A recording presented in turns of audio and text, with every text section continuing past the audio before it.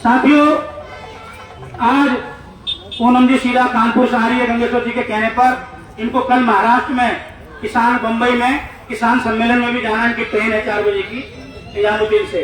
तो हमने निवेदन किया, गंगेश्वर जी का निवेदन था कि 10 मिनट के लिए बहन जी आपके बीच में आए, और वो आए भी। तो मैं आमंत्रित करता हूँ अंतर्राष्ट्रीय किसान नेता और हमारे कांग्रेस के वरिष्ठ नेता, अंतर्राष्ट्रीय शूटर किसान नेता बहन पूनम पंडित जी को मैं आमंत्रित करता हूँ। एक बार जोरदार ताली स्वागत करें बहन पूनम जी का।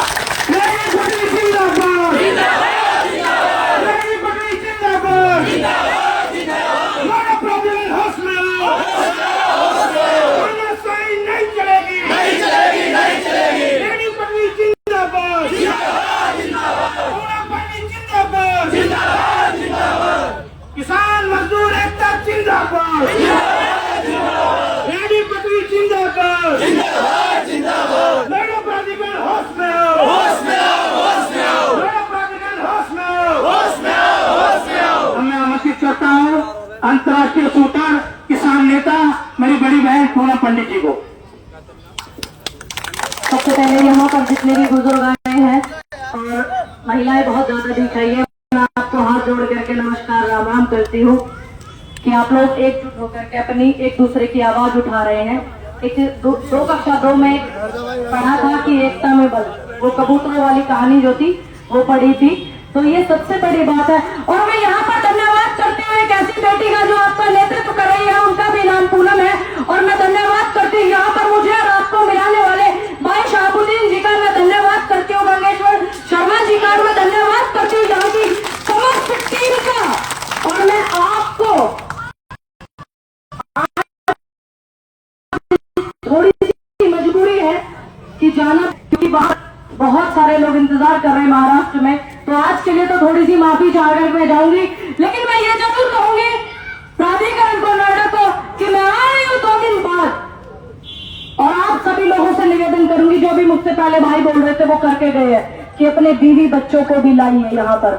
जब यहाँ बहुत बड़ा रेला होगा तो यहाँ फिर बातें भी सुनी जाएंगी। किसान आंदोलन को जब हम जोड़ते हैं किसी भी बात से, किसी भी मुद्दे से, ये सिर्फ मजदूरों की लड़ाई नहीं है, मजदूर किसान पूरे देश की लड़ाई है। और सिर्फ प्राधिकरण की लड़ाई मजदूरों की नहीं है, क्योंकि देखते हो आप किसान भी कितना प्रताड़ित है। तो यहाँ पर जब किसान आएंगे, आप सभी को मैं अपनी यूनियन की तरफ से भी समर्थन कराऊंगी और यहाँ पर बहुत बड़ा आंदोलन भी करेंगे। ऐसा नहीं है नहीं करेंगे, ये मैं आपको आश्वासन दे करके जाती हूँ, क्योंकि आज जाना बहुत जरूरी है। आज के लिए थोड़ी सी माफी चाहती हूँ, और जो मैडम साहब अंदर बैठी है उनसे जाकर के कह दीजिएगा कि 2 दिन बाद फिर से आएंगे। मैं तो 2 दिन बाद आऊंगी, लेकिन आपको यहाँ से हिलना नहीं है, आपको यहाँ से हिलना नहीं है, और आपकी बातें भी मानी जाएंगे। सही बात कौन सी बात किस समय पर कही जाती है, अगर सही का मालूम हो तो हर बात मानी जाती है। बस कभी कभी ऐसा हो जाता है कि हम लोग डर जाते हैं, भयभीत हो जाते हैं। ठीक है, पुलिस प्रशासन परेशान करना आज मैं नया नहीं सुन रही हूँ, पिछले 3 साल से मैं एक्टिव हूँ, तो मुझे 3 साल का ही पता है, कोई नई बात नहीं है। इससे आप घबराइए नहीं। देखिए बुजुर्ग जो सामने बैठे हुए हैं, उनके अस्पताल में भी उनकी पुत्र बहू जो है वहाँ पे एडमिट है, और फिर भी वो यहाँ आए हुए हैं। चंद लोगों से कुछ नहीं होगा। जब यहाँ पर आप लोगों का बढ़िया करके मेला लगेगा तो आपकी बात भी मानी जाएगी। अभी भाई मुझे बता रहे थे कि डीडी वालों को ही लाइसेंस देने के लिए कहा था, ये बात पहले नहीं बताई थी, ऐसा ही है? तो अब ये कह दीजिए कि डीडी वालों को भी दे रहे हैं और उनको भी दे रहे हैं, क्योंकि इस नोएडा प्राधिकरण को बसाने में सिर्फ उत्तर प्रदेश का ही योगदान नहीं है। जो बड़े बड़े अधिकारी आकर के बैठते हैं एसी में, उनका ही योगदान नहीं है। यहाँ इसको बसाने में, सुंदरता बनाने में यहाँ पर बाहर से, बंगाल बिहार से आए हुए लोगों का भी इतना योगदान है जितने यहाँ के लोकल लोगों का है। अधिकारियों का काम इतना होता है 4 साइन किए बस, ये आप ध्यान रखिएगा। क्योंकि जब तक आपकी संख्या भारी होती है और आप अड़िग रहते हैं किसी चीज पर, अभी आपके आंदोलन को 4था दिन है, हम लोग 13 महीने बॉर्डर पर बैठे थे, तो तब आप लोगों ने जाना था कि यहाँ कोई किसानों की आवाज उठाने वाली बेटी बैठी हुई है, तभी जाने थे ना, क्योंकि 13 महीने।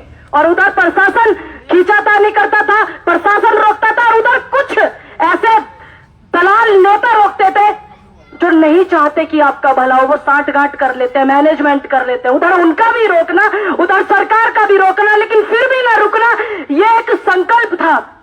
क्योंकि मैं संविधान को मानती हूँ। संविधान के तहत भारत में सबको अपनी अपनी बात रखने का, लोकतंत्र देश है, सबको आंदोलन करने का अधिकार है। इस उससे मैं वहां पर बैठी हुई और सबसे बड़ी बात यह थी कि वो किसानों का आंदोलन है, जिसका किसानी से ताल्लुक था। हर उस व्यक्ति ने किसान आंदोलन को समर्थन किया था। और आज मजदूरी से जिस व्यक्ति का ताल्लुक है, जोड़ कहीं भी लीजिए, जिस सब्जी को आप बेच रहे हो उसको किसान उगाता है, तो आप बेच करके हमारा ही काम कर रहे हो। ऐसा नहीं है, नहीं कर रहे हो। ऐसा नहीं है कि ये सिर्फ मजदूरों का ही आंदोलन है। इस आंदोलन में आप अपने परिवार वालों को लाइए, आप अपने बच्चों को लाइए, फिर देखना यहाँ पर किसान भी बहुत संख्या में होंगे, क्योंकि प्रताड़ित है प्राधिकरण से भी किसान।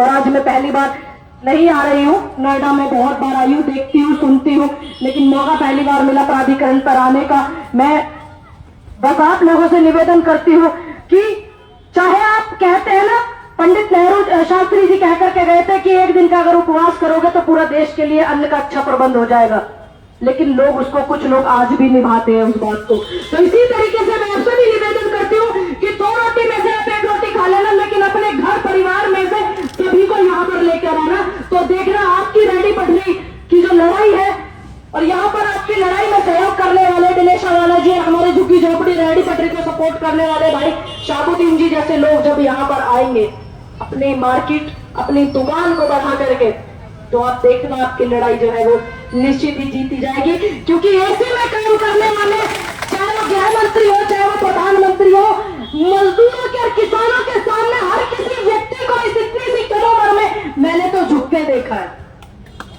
मैंने ज्यादा कुछ नहीं देखा।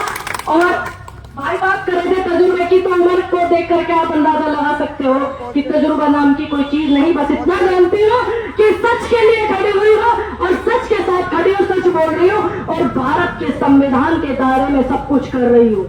बस इतना मैं जानती हूँ, इससे ज्यादा नहीं जानती।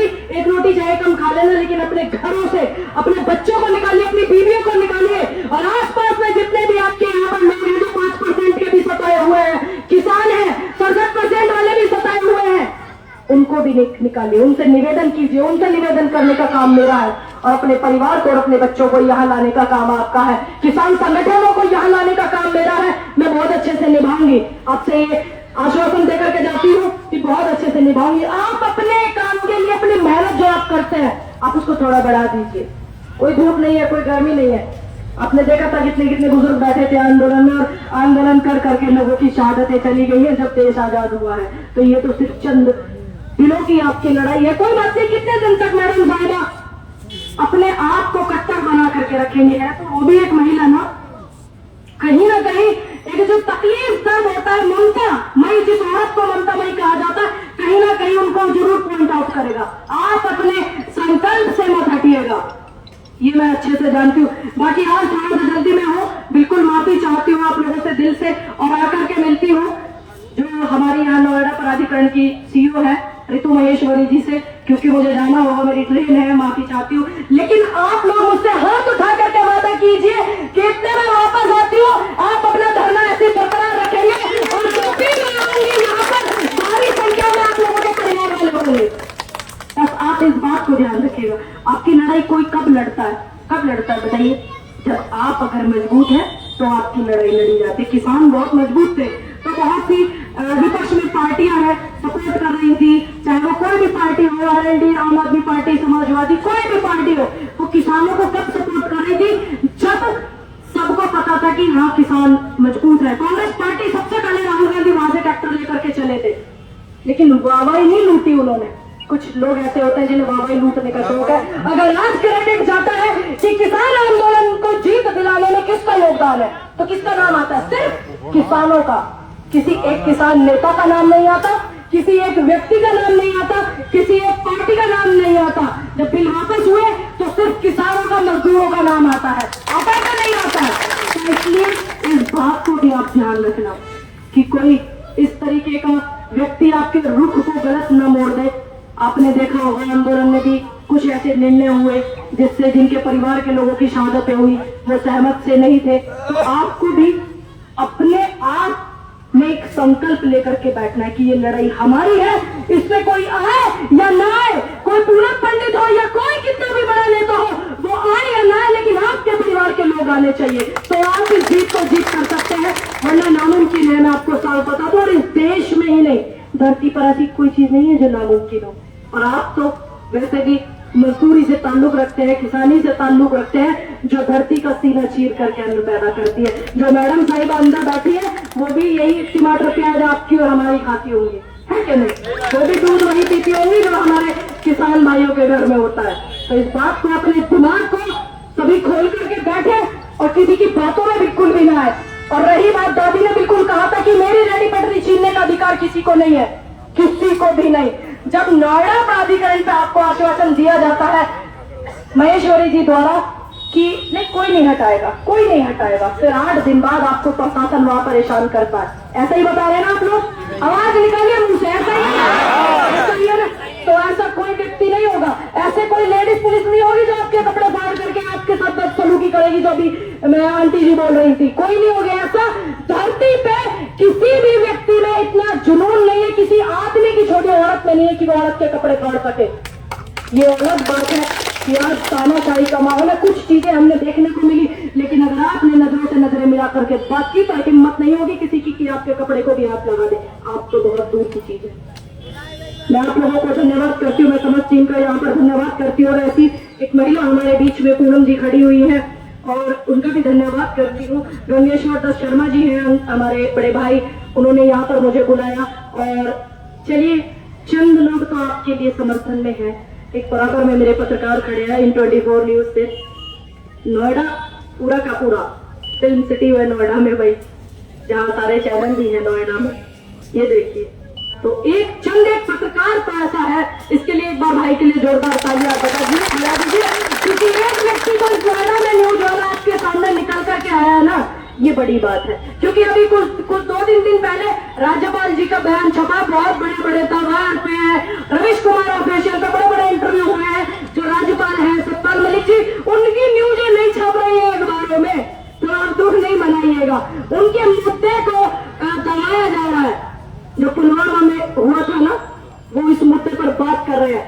आपके घर में सबके बड़े बड़े फोन है, मैं अच्छे से जानती हूँ। उस बात को भी जरूर सुनिएगा कि राज्यपाल आपके क्या बोल रहे हैं। अगर राज्यपाल गलत बोल रहे हैं तो उनको क्यों नहीं अरेस्ट किया जा रहा? अगर राज्यपाल सही बोल रहे हैं तो पीएम मोदी क्यों नहीं एक भी प्रेस कॉन्फ्रेंस करके उनको झुटलाते, या गृह मंत्री क्यों नहीं झुटलाते? तो आपको हर चीज से कनेक्टिविटी रखनी चाहिए, मेरा जो मानना है। तो आप इस बात के लिए भी भाई मुझे बोल रहे थे कि मैडम न्यूज वाले कवर नहीं कर रहे हैं, तो मैंने इसलिए आपको राज्यपाल जी की बात बताई है कि न्यूज वाले तो राज्यपाल जी को कवर नहीं कर रहे हैं, तो आपकी और हमारी तो क्या वो है। तो मैं धन्यवाद करती हूँ यहाँ पर समझती हूँ, मैं माफी चाहती हूँ आप लोगों से, दिल की गहराइयों से। मैं आकर के मिलती हूँ आप लोगों से 2 दिन बाद, और मैं मिलती हूँ फिर आपकी मैडम साहिबा से, ठीक है?